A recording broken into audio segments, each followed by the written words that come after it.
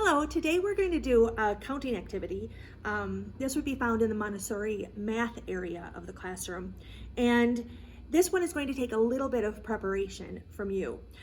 When we do things when we start with these activities, it's very important that they're self-correcting for children because then they can do it on their own and they can go back to it. So before we even get started, we have to do some preparing because the Montessori prepared environment is very important.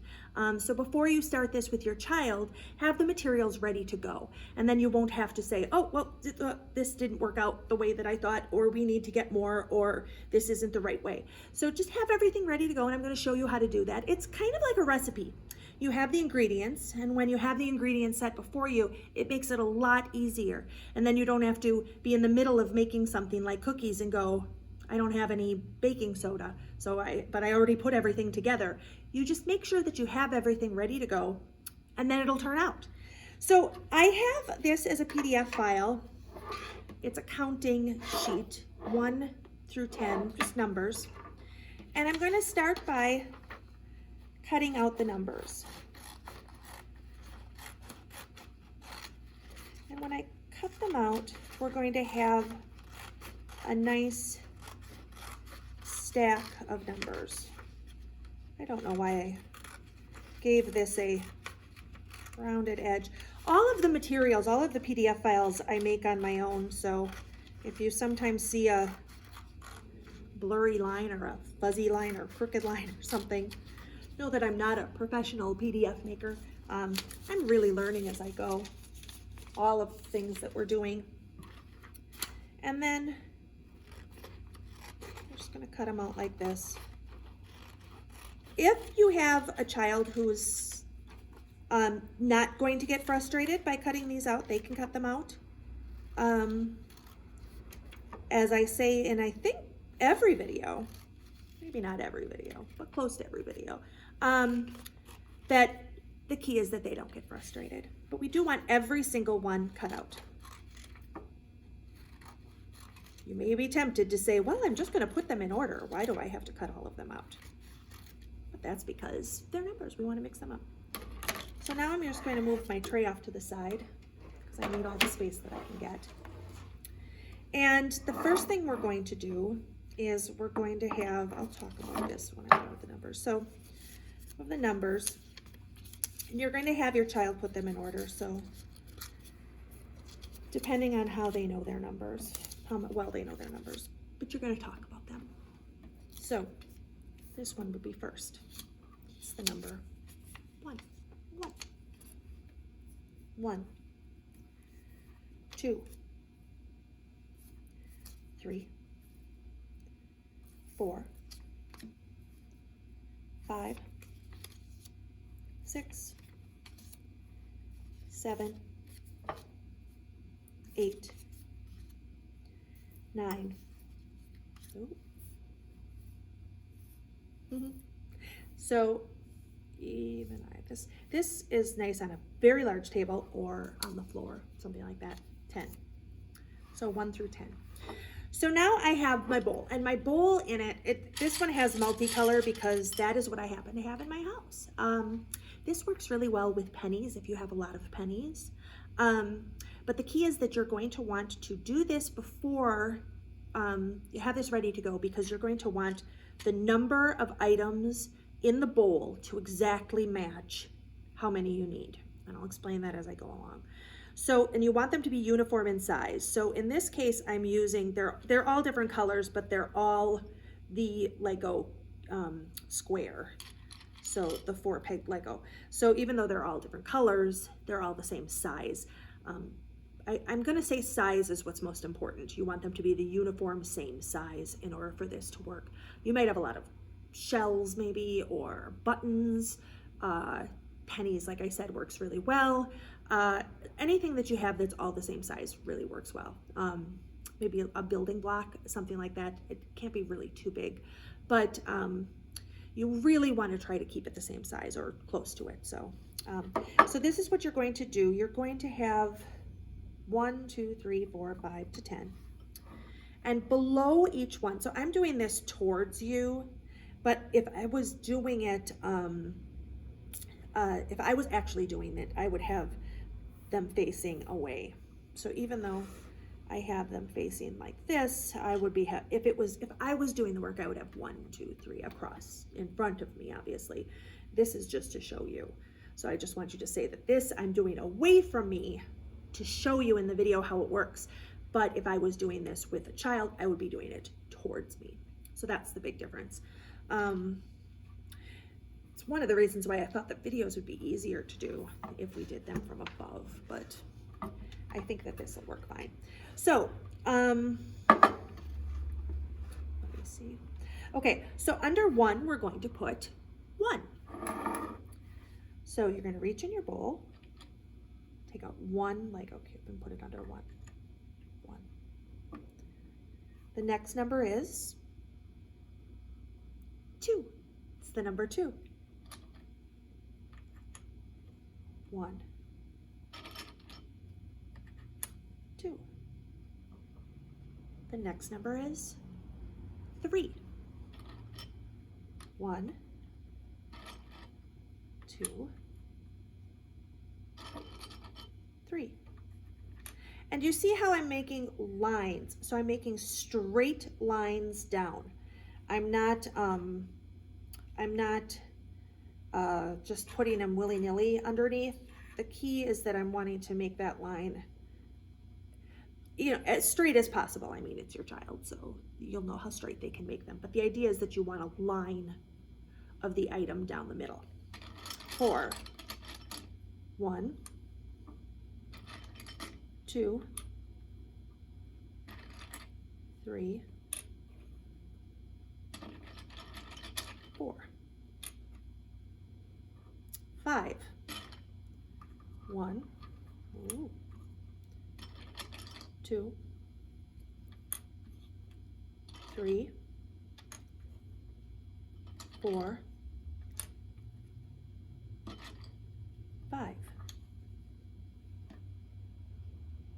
Do you see how they're getting bigger? They're getting bigger as they go down. Kind of tilt the table a little bit. I don't want them to spill, but they're getting bigger. Thinking this will work. 6, 1, 2, 3, 4, 5, 6,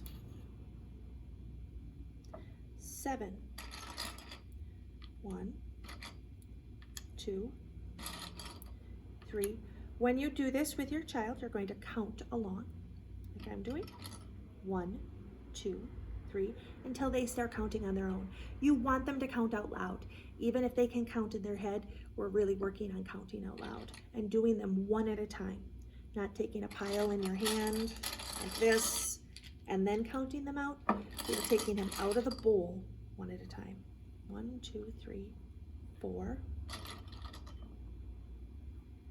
5, 6, 7. 1, 2, 3, 4, 5, 6, 7, 8. 1, 2, 3, 4, 5, 6, 7, 8, 9. 1, 2, 3. Oh no. 4. Let's pretend. 5, 6, 7, 8, 9, 10. There's one that's the wrong size. Whoops. Well, you get the idea. So 10. So see how this one is almost off the table? I don't even know if you can see that. I didn't check my camera that well. That one's almost all off the table, and this one's way up here. It's just very little. And see how it gets bigger, like in a slant all the way? Now the next part is that you can ask your child a question. This is a good way to teach quantity and the idea of more or less, because it is easy to see that 2 has less than 9 just by looking at it. So you can say to them, which one has more, 8 or 4? And they'll know just by looking that the quantity of 8 is larger than the quantity of 4. At the beginning, when I said self-correcting, it's because if they did it correctly, their bowl will be empty. So there's nothing left. So if they end up where they have 2 left, they'll go, oh, I must have made a mistake somewhere because I'm not supposed to have any left in my bowl. So obviously I know that I made a mistake. Nobody told me that I had to tell me that I made a mistake. I just know it. And all Montessori work is meant to be independent work. So even after you show your child this, it's something that can be available to do. So if it's something that you want to do to practice counting, you can start like this, where you're going. And that's when I said that it's important that that you count along with your child and you count out loud. It's because that first time around, you're really going to want it to be like a teaching thing where you're really talking about it, about why you're doing this. You know, it's quantity, and this is counting to 10, and you're counting to starting at 1 so many times, and you're just building off of that. So then they're counting so much, and so much counting is happening. So then it really sinks in. So then once you do that with them, then they can come back and do it on their own. Oh, this big Lego. They can do it on their own without your help, because they have counted so many times already that they get it. And they also know what it's supposed to look like. So they know that it's supposed to have a long line of going down all of the way. So that is a really, really good thing for them to do on their own. So we did some other projects where I talked about how important it is to have them available to them so they can do it often. And this is another one that the more they do this, the better that they get at it. And there are a few children.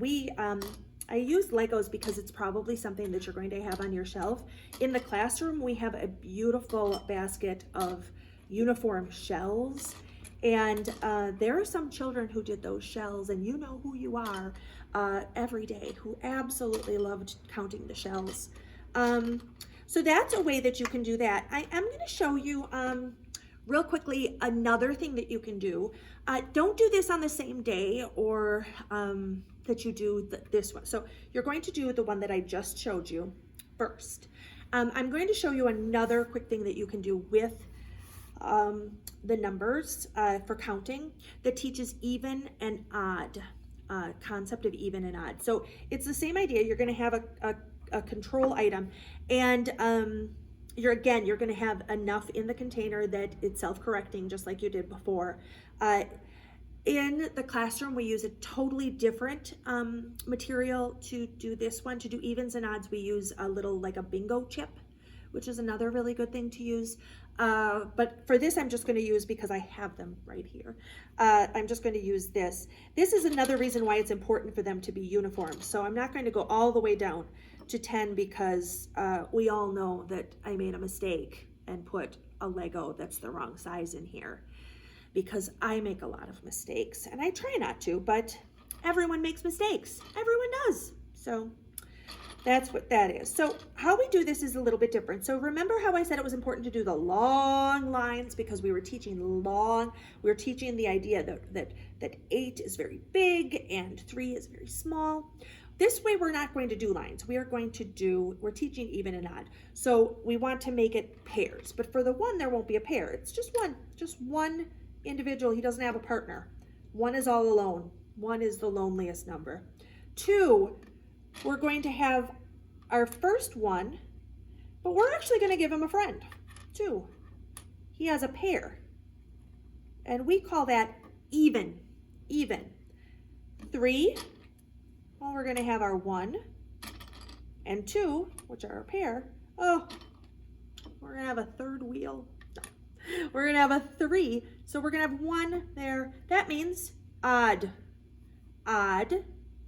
even, odd.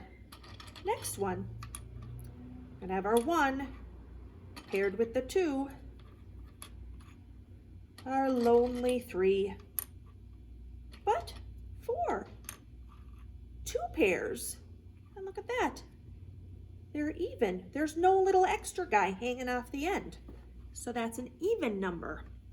Okay, let's try 5. 1, 2, 3, 4,